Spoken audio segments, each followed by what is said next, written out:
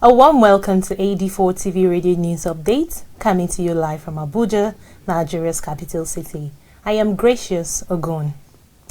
The Economic Community of West African States, ECOWAS Court of Justice, in a statement on Friday, ordered Nigeria to pay the salaries and allowances of 244 soldiers dismissed in 2016.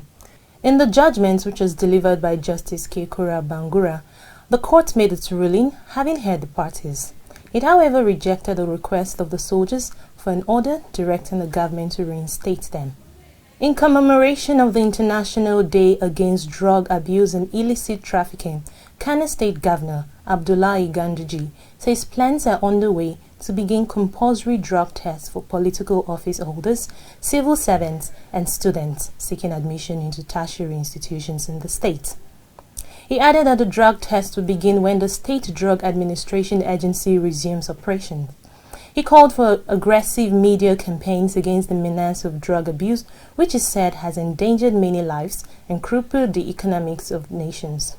In another development, the United Nations Children Emergency Fund (UNICEF) on Friday appealed for nearly $500 million in urgent humanitarian assistance to save millions of children in Yemen who are on the brink of starvation and amid the COVID-19 pandemic.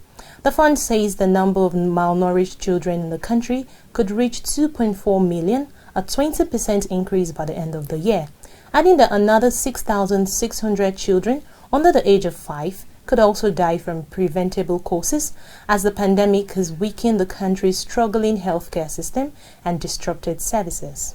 And in Europe, Sweden on Friday accused the World Health Organization of misinterpreting its COVID-19 data and listing the country among the 11 facing a resurgence of cases of the virus. Swedish state epidemiologist Andres Tegnell said WHO made a huge error. The 10 countries on the list are mostly poorer nations in Eastern Europe and Central Asia, included in WHO European region. No fewer than 145 Nigerians stranded in Sudan returned to the country on Friday. Minister of Foreign Affairs Geoffrey Onyema said the evacuees will observe a 14-day isolation in line with guidelines from the Nigeria Center for Disease Control (NCDC). Meanwhile, 167 Nigerians stranded in South Africa returned to the country on Thursday, while 18 others are currently en route from Paris. We'll take a break now. When we return, Microsoft to close retail stores. Stay with us. Details coming shortly. Mental health and the COVID-19. It is no longer news that the coronavirus disease is now a pandemic. New cases are on the rise and the death rates have increased. People may develop issues of poor sleep, poor eating habits, undue irritability, and uncertainty. Some may also start to cope with the use of alcohol, substances of abuse, and self-harm. While all of these reactions can occur in response to a stressful event, it is important to share tips to help people remain in optimal mental health. 1. Let's normalize the conversation. If you feel anxious or afraid about the virus, remember, you are not alone. 2. Don't self-diagnose. Just because you have symptoms that are alike to COVID-19 doesn't mean you have it. 3. Plug out and limit sources of information to credible ones. 4. Develop a healthy daily routine, especially as quarantine is ongoing. 5. Focus on the things you have control over. 6. Practice social distancing, not social isolation. Utilize online channels to keep in touch with friends, family, and loved ones. 7. Avoid maladaptive coping techniques such as drinking and smoking excessively or self-harm. 8. Educate children, the elderly, and loved ones on social distancing, quarantine, and how to keep safe. 9. Take care of yourself by eating healthy and sleeping well. 10. Create time for self-development via reading and online webinars. 11. If you or anyone you know has a physical or mental health problem, please use your medications and encourage them to do same. 12. Reach out, seek help, and get help should the need arise for your health. Remember that there is no health without mental health. Welcome back.